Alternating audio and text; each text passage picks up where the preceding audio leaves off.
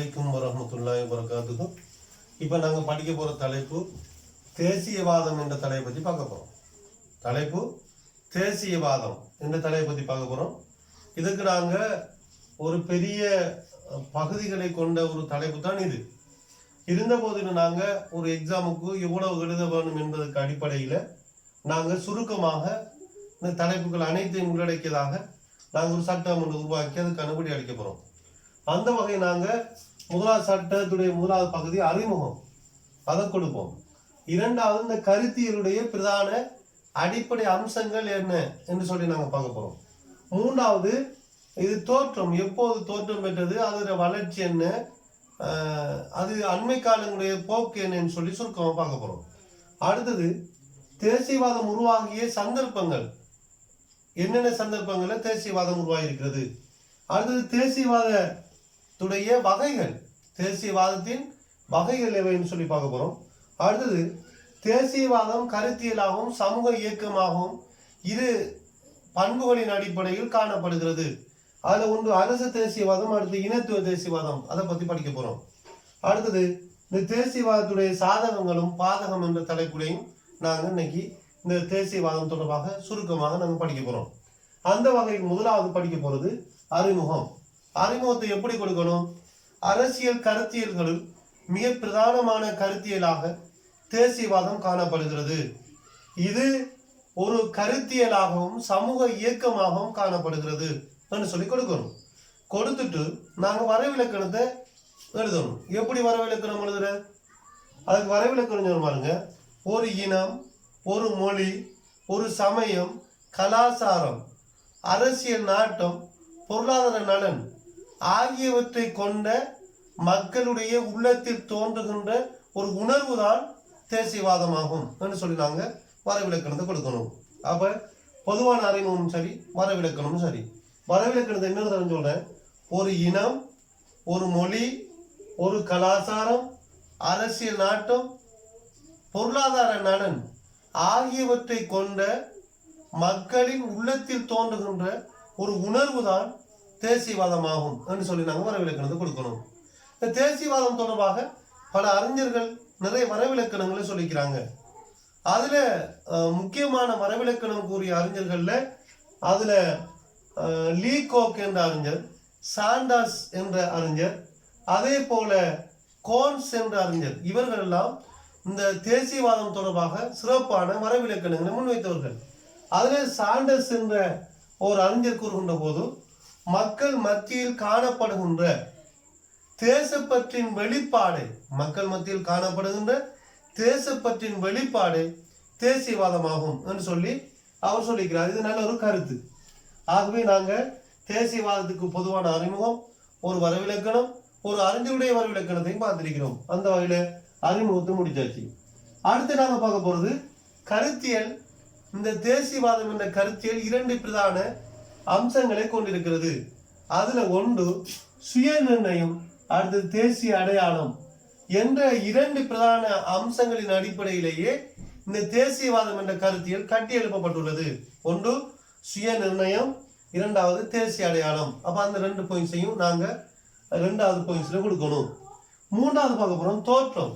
இந்த தேசியவாதம் எப்ப தோற்றம் பெற்றது என்று சொல்லி பார்த்தால் 16ஆம் நூற்றாண்டில் ஐரோப்பிய நாடுகளில் தேசிய அரசுகள் எப்போது தோற்றம் பெற்றதோ, அதாவது 16ஆம் நூற்றாண்டில் தேசிய அரசுகள் ஐரோப்பிய நாடுகளில் தோற்றம் பெற்றதுடன் இந்த தேசியவாதம் என்ற ஒரு கருத்தியலும் தோற்றம் பெற ஆரம்பித்தது.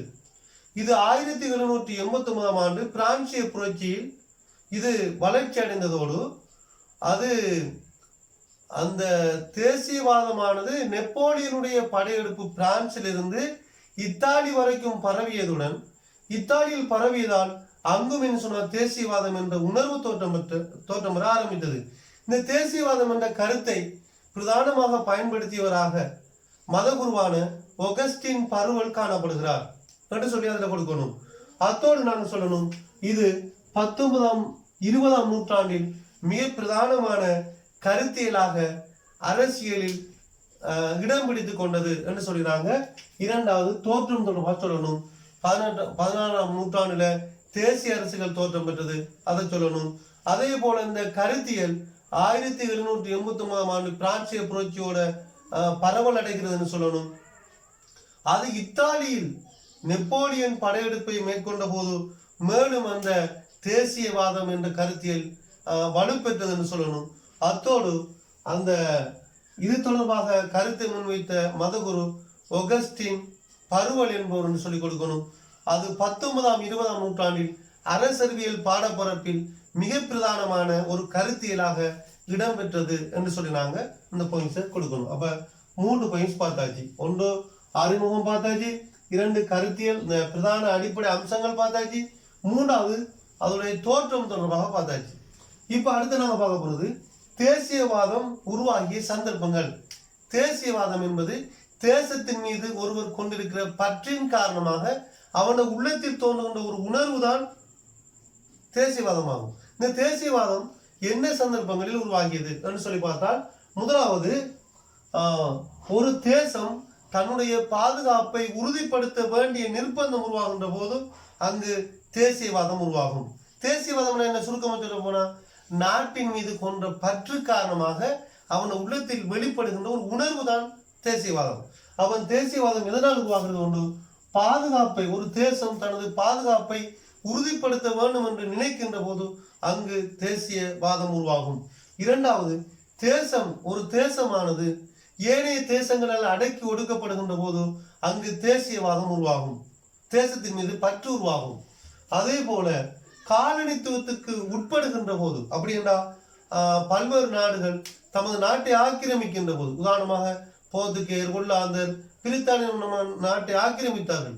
ஆக்கிரமித்த போது அந்த நமது நாட்டில் இருந்த மக்கள் மத்தியில ஒரு உணர்வு வெளிப்பட்டது, இது எங்கள நாடு, இந்த நாட்டை நாங்க அந்நியருடைய ஆதிக்கத்திலிருந்து பாதுகாக்க வேணும் என்று ஒரு உணர்வு ஏற்பட்டது. இதைத்தான் தேசியவாதம் உண்டு. ஆகவே காலனித்துவத்துக்கு எதிராக தேசியவாதம் உருவாகும், அல்லது காலனித்துவத்துக்கு உட்படுகின்ற போது ஒரு தேசம், அங்கு தேசியவாதம் உருவாகும்.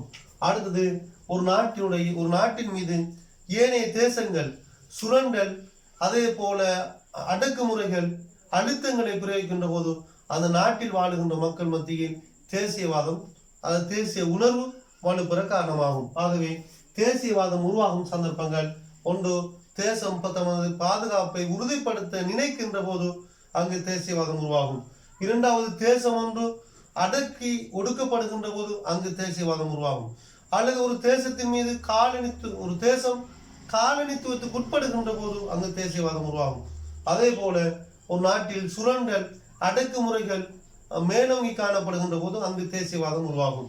அப்ப தேசியவாதம் உருவாகும் சந்தர்ப்பங்களை பார்த்தாச்சு. அடுத்தது, இந்த தேசியவாதத்தின் வகைகள் கொடுக்கணும். இதெல்லாம் பெரிய பெரிய பாயிண்ட்ஸோட சம்பந்தப்பட்டது. பரீட்சைக்கு எழுதுறதுக்கு நாங்க மிகச் சுருக்கமாக தான் இந்த பாயிண்ட்ஸ் கொடுக்கணும். ஆகவே தேசியவாதத்தின் வகைகள்: 1, தாராண்மை தேசியவாதம். தாராண்மை தேசியவாதம் என்ன? இது பிரான்சிய புரட்சி இருக்கிறவா, பிரான்சிய புரட்சியுடன் தோற்றம் பெற்ற ஒரு கருத்தியலாக இது காணப்படுவதோடு, அமெரிக்காவில் வூட்ரோ வில்சன் முதலாம் உலக மகா யுத்தத்துக்கு பின்னால அந்த இருந்த ஒரு பிரதானமான ஜனாதிபதி, அமெரிக்க ஜனாதிபதி வூட்ரோ வில்சன், அவர் தனது 14 அம்ச கோரிக்கை என்ற அடிப்படையில் ஒரு கிழக்கு ஐரோப்பிய நாடுகளுக்கு ஒரு உடன்படிக்கை ஒன்றை செய்தார். 14 அம்ச கோரிக்கையினை வெளியிட்டார். அந்த 14 அம்ச கோரிக்கை என்ன சொல்லுன்னு சொன்னா, அதாவது ஒரு தேசத்தின் மீது ஏனைய தேசங்கள் தலையீடுகளோ கட்டுப்பாடுகளோ மேற்கொள்ள கூடாது, அது தனது பாதுகாப்புக்கும் சுய இறைமைக்கும் அச்சுறுத்தலாக அமையக்கூடாது என்ற அடிப்படையில் உருவாக்கப்பட்ட கருத்துக்களை நாங்க தாராண்மை தேசியவாதம் என்று அழைக்கப்படுகிறது. திருமணம் இல்லையா?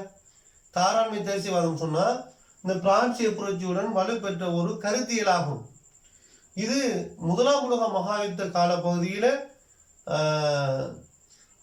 நேச நாடுகள், வெற்றி பெற்ற நாடுகள், தோல்வியடைந்த கிழக்கு ஐரோப்பிய நாடுகளுக்கு 14 அம்ச கோரிக்கைகளின் அடிப்படையில் வூட்ரோ வில்சன் என்பவருடைய தலைமையின் கீழ் முன்வைக்கப்பட்ட ஒரு கருத்துக்களை கொண்ட ஒரு கொள்கைதான் தாராண்மை தேசியவாதம். அவர் என்ன கருத்து சொன்னா, ஒரு நாட்டுடைய சுய இறைமைக்கும் அதனுடைய உறுதிப்பாட்டையும் ஏற்படுத்துவதற்கு வெளிநாடுகளுடைய எந்தவித தலையீடுகளோ கட்டுப்பாடுகளோ இருக்கக்கூடாது என்ற அடிப்படையில் முன்வைக்கப்பட்ட கருத்தை தங்கிறது தாராண்மை தேசியவாதம். பழமை தேசியவாதம். பழமை தேசியவாதம்னா என்ன? பாரம்பரிய நிறுவனங்கள், பாரம்பரிய நிறுவனங்கள், அதோட பாரம்பரிய வாழ்க்கை முறைகள் ஆகியவற்றை அடிப்படையாக கொண்டு உருவாக்கப்பட்ட கொள்கைகளை தான் சொல்றது நாங்க பழமை தேசியவாதம். பாரம்பரிய அரசியல் நிறுவனங்கள், பாரம்பரிய வாழ்க்கை முறைகளை அடிப்படையாக கொண்டு உருவாக்கப்பட்ட ஒரு கொள்கையை தான் நாங்க சொல்றது பழமை தேசியவாதம் சொல்றது. இந்த பழமை தேசியவாதம் தொடர்பான கருத்துக்களை யார் முன்வைத்த என்று பார்த்தால் பிரித்தானிய பிரதமர் மார்கரெட் தட்சர், அதே போல பிரான்சிய ஜனாதிபதி டி கோல், அதே போல ரஷ்ய அதிபர் 3ஆம் அலெக்சாந்தர் போன்றவர்கள் இவ்வாறான பழமை தாராண்மைவாத கருத்துக்களை முன்வைத்திருக்கிறார்கள். பழமை தாராண்மைவாத கருத்து இல்ல, பழமை தேசியவாத கருத்துக்களை முன்வைத்திருக்கிறார்கள். அடுத்து நாங்கள் பார்க்கிறோம் விரிவாக்கல் தேசியவாதம். விரிவாக்கல் தேசியவாதம்னா என்ன? ஐரோப்பிய நாடுகள் எல்லாம் தன்னுடைய செல்வத்தையும் பொருளாதாரத்தையும் பெருக்கிக் கொள்ள வேண்டும் என்ற அடிப்படையில் தமது நாட்டுக்கு மேலாக ஆசிய, ஆப்பிரிக்க, தென் அமெரிக்க நாடுகளை ஆக்கிரமித்து தமது ஆட்சி பிரதேசத்தை விரிவுபடுத்துகின்ற ஒரு செயற்பாட்டை தான் சொல்றது நாங்க விரிவாக்கல் தேசியவாதம். அதாவது ஐரோப்பிய நாடுகள் தன்னுடைய பொருளாதாரத்தையும் தன்னுடைய பாதுகாப்பையும் விரிவுபடுத்துவதற்காக பல்வேறு நாடுகளை ஆக்கிரமித்து தமது கட்டுப்பாட்டுக்குள் வைத்திருக்கின்ற ஒரு கொள்கையை தஞ்சுறது விரிவாக்கல் தேசியவாதம் சொல்றது. அதே போல பின்காலனித்துவ தேசியவாதம். பின்காலனித்துவ தேசியவாதம் என்னன்னு சொன்னா 2ஆம் உலக மகா யுத்தம் முடிஞ்சதுக்கு பின்னால உலகத்தில் இருந்த குடியேற்ற நாடுகள் எல்லாம், அப்படி சொன்னா ஐரோப்பாவுடைய கட்டுப்பாட்டுக்குள் இருந்த நாடுகள் எல்லாம் தமது நாட்டுக்கு சுதந்திரம் தேவை என்று சொல்லி போராட்டத்தை மேற்கொண்டு ஆசிய, ஆப்பிரிக்க நாடுகள் எல்லாம் காலனித்துவத்திலிருந்து விடுபடுவதற்காக மேற்கொள்ளப்பட்ட அந்த போராட்ட செயல்முறையை தந்துள்ளது பின்காலனித்துவ தேசியவாதம். திரும்ப சொல்லையா, பின்காலனித்துவ தேசியவாதம் சொன்னா ஐரோப்பிய நாடுகளுடைய கட்டுப்பாட்டுக்குள் இருந்த ஆசிய, ஆப்பிரிக்க, தென் அமெரிக்க நாடுகள் தங்களுடைய சுதந்திரத்துக்காக மேற்கொள்ளப்பட்ட ஒரு போராட்ட செயல்முறையை தந்துள்ளது பின்காலனித்துவ தேசியவாதம்னு சொல்றது. அப்ப அதுவும் சரி. அடுத்து நாங்க பார்க்க போறது நவீன கால தேசியவாதம். நவீன கால தேசியவாதம். நவீன கால தேசியவாதம் சொன்னா இன்று தேசியவாதம் என்ற ஒரு பண்பு இல்லாமல் போய் சர்வதேசவாதமாக மாறிவிட்டது. அப்படி சொன்னா ஒரு தேசத்தின் உள்வாரியான வெளிவாரியான பல்வேறு அழுத்தங்கள் ஏற்படுகிறது. ஒரு தேசத்துக்கு உள்வாரியான நாட்டுக்குள்ளும் வெளிவாரியான வெளிநாடுகளிலிருந்தும் பல்வேறு அழுத்தங்கள் மேற்கொள்ளப்படுவதன் காரணமாக இன்று தேசியவாதம் என்ற ஒரு உணர்வு இல்லாமல் போய் சர்வதேசவாதம் என்ற உணர்வு அண்மை காலங்களில் தோற்றமிட்டிருக்கிறது. இதை தாங்கிறது நவீன கால தேசியவாதம்னு சொல்றது. இந்த சர்வதேசவாதத்துல பிரதானமா சொல்ல போன நாங்க ஐக்கிய நாடுகள் சபை, அது ஒரு சர்வதேச உலகம் முழுவதையும் உள்ளடக்கிய ஒரு கருத்து. அதே போல ஐரோப்பிய ஒன்றியம், இதெல்லாம் சர்வதேசவாதத்தை வலியுறுத்துகின்ற ஒரு பிரதானமான அமைப்புகளும் கருத்துக்களை கொண்டதாகவும் காணப்படுகிறதுன்னு சொல்லி நாங்க கொடுக்கணும். அந்த வகையில நாங்க தேசியவாதத்தின் வகையில ஒன்று தாராண்மை தேசியவாதம், 2வது பழமை தேசியவாதம், 3வது விரிவாக்கல் தேசியவாதம், 4 பின்காலனித்துவ தேசியவாதம், 5 நவீன கால தேசியவாதம் என்று சொல்லி 5 பிரதான தேசியவாத வகைகளையும் சுருக்கமாக குறிப்பிட்டு நாங்க விளங்கப்படுத்தணும். அடுத்து நாங்க பார்க்க போறது தேசியவாதம் கருத்தியலாகவும் ஒரு சமூக இயக்கமாகவும் காணப்படுகிறது. அவ்வாறான 2 சந்தர்ப்பங்கள் இருக்கிறது. தேசியவாதம் ஒரு கருத்தியலாகவும் சமூக இயக்கமாகவும் காணப்படுகிறது. அவ்வாறான 2 சந்தர்ப்பங்கள் ஒன்று சொல்லுவாங்க, ஒன்று அரச தேசியவாதம், அரச தேசியவாதம், 2 இனத்துவ தேசியவாதம். இது கட்டமைப்பு வினாக்களுக்கு வாரது. தேசியவாதமானது கருத்தியலாகவும் சமூக இயக்கமாகவும் காணப்படுகின்ற 2 பண்புகளை தருக, 2 தன்மைகளை தருக என்று சொல்லி கேட்பாங்க. அப்படின்னா ஒன்று அரச தேசியவாதம், இனத்துவ தேசியவாதம் என்று சொல்லி கொடுக்கணும். அந்த அரச தேசியவாதம்னா என்ன? இது ஒரு தேசத்துக்கு ஒரு அரசு, ஒரு தேசத்துக்கு ஒரு அரசு என்ற அடிப்படையில் உருவாக்கப்பட்ட ஒரு கருத்தியலாக அரச தேசியவாதம் காணப்படுகிறது. இதனுடைய பிரதான அடையாளமாக தேசிய கீதம், தேசிய கொடி, தேசிய இலச்சினை போன்றன காணப்படுகிறது என்று சொல்லி நான் கொடுக்கணும். நீ சுருக்கம் தான் கொடுக்கணும். அப்ப அரச தேசியவாதம் என்பது ஒரு தேசத்துக்கு ஒரு அரசு என்ற அடிப்படையில் உருவாக்கப்பட்ட கொள்கைகளை அரச தேசியவாதம் என அழைக்கப்படும். இதனுடைய பிரதான அடையாளங்களாக தேசிய கீதம், தேசிய கொடி, தேசிய இலக்கினை போன்றன காணப்படுகிறது என்று சொல்லினாங்க. அதை சுருக்கமாக கொடுக்கணும். அடுத்து நாங்க கொடுக்க போறது இனத்துவ தேசியவாதம். இனத்துவ தேசியவாதம் சொன்ன என்ன? ஓர் அரசினுள் வாழுகின்ற இனங்களுக்கு இடையில் ஏற்படுகின்ற கூட்டான அரசியல் அறிவு. நல்லா பாருங்க, ஓர் அரசினுள் வாழுகின்ற இனங்களுக்கு இடையில் ஏற்படுகின்ற கூட்டான ஓர் அரசியல் அறிவு இனத்துவ தேசியவாதமாகும். இனத்துவ தேசியவாதத்தின் பிரதான அடையாளங்களாக மொழி, சமயம், பண்பாடு, பாரம்பரியம் காணப்படுகின்றன. மொழி காணப்படுகின்றன, சமயம் காணப்படுகின்றன, பண்பாடுகள் காணப்படுகின்றன, பாரம்பரியங்கள் காணப்படுகின்றன. இதுதான் இனத்துவ தேசியவாதத்தின் பிரதான அடையாளங்களாகும். அரசு தேசியவாதத்தின் பிரதான அடையாளங்களாக தேசிய கொடி, தேசிய கீதம், அரசு இலக்கியம் போன்றன காணப்படுகின்றன என்று சொல்லி நாங்க அரசு தேசியவாதத்தையும் இனத்துவ தேசியவாதத்தையும் நாங்க சுருக்கமாக கொடுக்கணும். அடுத்து நாங்க இந்த தேசியவாதத்துடைய பிரதானமான நன்மைகள் என்ன, சாதகமான பண்புகள் என்ன என்று சொல்லி பார்த்தால் அது ஒன்று நாட்டுப்பற்று உருவாகும். தேசியவாதத்தினூடாக மக்கள் மத்தியில் நாட்டுப்பற்று உருவாகும். இரண்டாவது, சமுதாயம் ஒற்றுமையாக காணப்படும். மூன்றாவது, பொருளாதார ரீதியாக நாடு வளர்ச்சி அடையும். நான்காவது, அரசியல் உறுதிப்பாடுடையதாக இருக்கும். இது தேசியவாதத்துடைய சாதகமான பண்புகளாக காணப்படுகிறது. அதே போல தேசியவாதத்துடைய பாதகமான பண்பு என்ன, இந்த தேசியவாதத்தினுடைய பாதகமான விளைவு என்ன என்று சொல்லி பார்த்தால் ஒன்று, தேசிய உணர்வு மிகைப்படைகின்ற போது அது மோதல் உருவாகிறதுக்கு வழிவகுக்கும். தேசிய ரீதியாக உணர்வுகள் வலுப்பெறுகின்ற போது அங்கு தனது தேசத்தின் மீது ஓவரான அதிகமான உணர்வுகள் ஏற்படுகின்ற போது அங்கு மோதல் ஏற்படுவதற்கு வழிவகுக்கும். இரண்டாவது என்ன சொன்னா, இனப்பிரச்சனை உருவாகும். தேசியவாதத்தினூடாக அந்த நாட்டில இனப்பிரச்சனை உருவாவதற்கு வழிவகுக்கும். அடுத்தது, அங்கு குடியேற்றவாதம் உருவாகும்.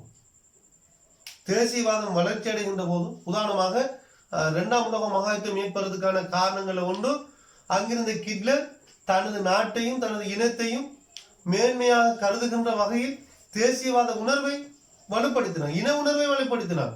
அதன் காரணமாக அங்கு தனது நாட்டுக்கு கீழ் பல்வேறு நாடுகளை வைத்திருக்க வேண்டும் என்ற ஆக்கிரமிப்பு கொள்கையை கடைபிடித்து பல்வேறு நாடுகளை ஹிட்லர் ஆக்கிரமிப்பை மேற்கொண்டார். அதன் ஊடாக அந்த நாட்டில் பல்வேறு வகையான ஆபத்தான விளைவுகள் பல நாடுகளில் ஏற்பட்டன. அப்ப குடியேற்றவாதம் உருவாகும். தேசியவாதம் வலுப்பெற்றால் குடியேற்றவாதம் உருவாகும். அதே போல உலக மகாயுத்தம் உருவாகிறதுக்கும் காரணமாக இருக்கும். அந்த தேசியவாதம் ஐரோப்பாவில் தோற்றம் பெற்ற, அதாவது 20ஆம் நூற்றாண்டின் முன்னரை பகுதியில் ஐரோப்பாவில் தோற்றம் பெற்ற தேசியவாத உணர்வுகள் தான் இந்த இரண்டாம் உலக மகாயுத்தம் உலகில் ஏற்படுறதுக்கு காரணமாக அமைந்தது என்று சொல்லி நாங்கள் கொடுத்துட்டு அதில் ஒரு முடிவு என்ன கொடுக்கணும், எப்படி முடிவு கொடுக்கணும். எனவே தேசியவாதமானது சமகால அரசியலில் மிக பிரதானமான ஒரு இடத்தை வகிப்பதோடு சிறந்த ஒரு அரசியல் கருத்தியலாகவும் ஒரு சமூக இயக்கமாகவும் இந்த தேசியவாதம் காணப்படுவதனை சமகால உலகில் நாங்கள் பல்வேறு நாடுகளில் அவதானிப்பதோடு இன்று உலகில் தோற்றம் பெற்ற தேசியவாதம் எல்லாம் தன்னுடைய பாதுகாப்பை கருதி தேசியவாதமாக காணப்படுவதோடு அந்த மக்கள் மத்தியில் தேசியவாதம் நாடுகளில் பல்வேறு பிரச்சனைகளுக்கு வழிவகுப்பதோடு இன ரீதியான தேசியவாதம், இனத்துவ தேசியவாதம், பிரதேசங்கள் நாட்டுக்குள் பல்வேறு இன ரீதியான பிரதேசங்கள் உருவாவதற்கும் வழிவகுக்கிறது என்பதனை சமகால அரசியலில் அவதானிக்க முடிகிறது என்று சொல்லி நாங்கள் முடிவுரையை கொடுக்கணும். ஆகவே இன்று நாங்கள் தேசியவாதம் தொடர்பான கருத்தியலை நாங்கள் பார்த்து முடித்திருக்கிறோம். அடுத்த தலைப்பில் நாங்கள் பெண்ணியல்வாதம் என்ற கருத்தை பார்க்கலாம் என கூறி இந்த வகுப்பினை நிறைவு செய்கின்றேன். அஸ்ஸலாமு அலைக்கும் வரஹ்மத்துல்லாஹி வபரகாத்துஹு.